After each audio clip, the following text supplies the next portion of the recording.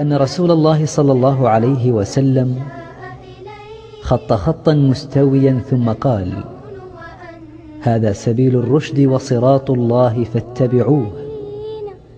ثم خط على كل جانب 6 خطوط ممالة، ثم قال: هذه سبل على كل سبيل منها شيطان يدعو إليه فاجتنبوه. وتلا هذه الآية: وأن هذا صراطي مستقيما فاتبعوه ولا تتبعوا السبل فتفرق بكم عن سبيله ذلكم وصاكم به لعلكم تتقون. Il ne fait absolument aucun doute que c'est dans l'attachement au Coran et à la Sunna selon la compréhension de nos pieux ancêtres que réside le salut. L'innovation et l'égarement ne mènent qu'à la perdition. Dès lors, quiconque se détourne du livre et de la Sunna sera ballotté entre les différentes voies de l'égarement. On peut résumer les facteurs qui conduisent à l'apparition de l'innovation dans les points suivants: l'ignorance des prescriptions de la religion, l'attachement aux passions, le fanatisme à l'égard des opinions et des personnes, la ressemblance aux mécréants et leur imitation. Premièrement, l'ignorance des prescriptions religieuses. Nous savons que plus le temps passe et plus les gens s'éloignent de l'empreinte du message de Muhammad sallallahu alayhi wa sallam, moins la science se propage et plus l'ignorance se généralise. Par conséquent, seule la science et les savants sont à même de combattre l'innovation en religion. Et dès lors que ces deux éléments sont absents, toutes les conditions sont réunies pour permettre l'émergence de l'innovation et l'activisme de ses adeptes. Donc, chers frères, chères sœurs, apprenez votre religion et délivrez-vous des carcans de l'ignorance. La science puisée des savants dignes de confiance est source de bonheur et de protection. Deuxièmement, l'attachement aux passions. En effet, quiconque se détourne du Coran et de la Sunna en vient nécessairement à suivre la voie de ses passions, car l'assouvissement des passions est plus facile pour la personne que l'apprentissage raisonné de la religion et de ce qui peut être utile. Troisièmement, le fanatisme à l'égard des opinions et des personnes. L'attachement fanatique aux opinions véhiculées et aux hommes constitue un obstacle et une barrière qui empêche une personne de suivre les preuves et de connaître la vérité.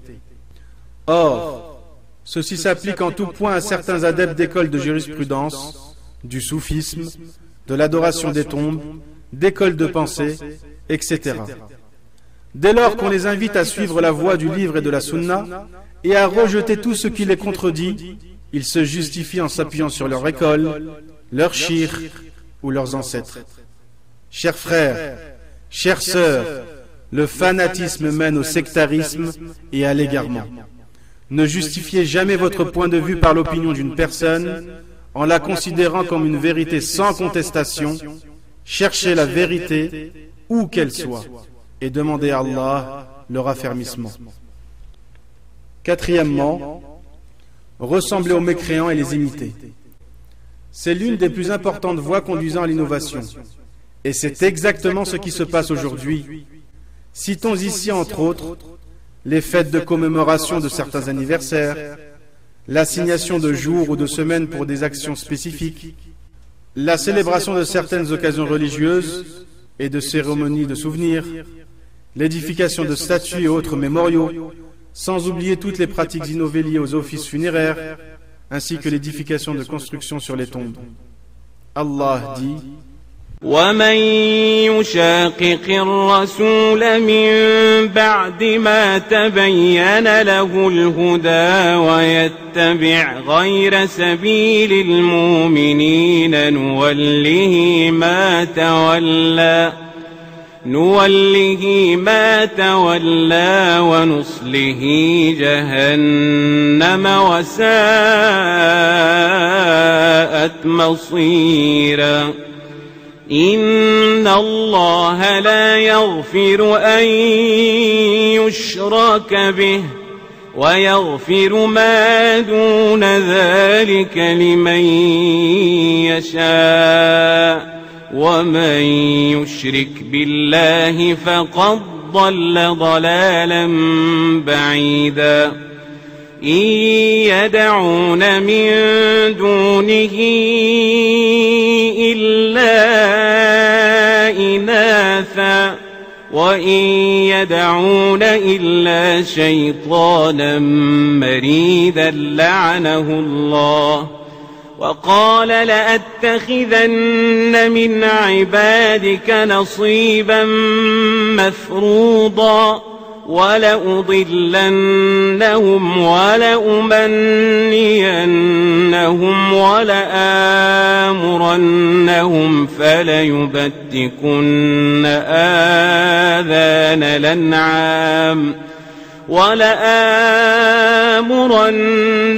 فليغيرن خلق الله ومن يتخذ الشيطان وليا من دون الله فقد خسر خسرانا مبينا يعدهم ويمنيهم وما يعدهم الشيطان إلا غرورا أولئك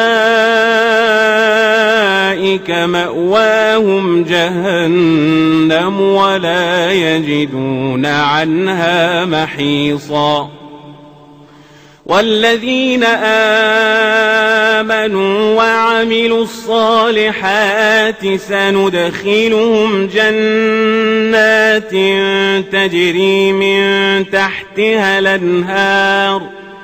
تجري من تحتها الأنهار خالدين فيها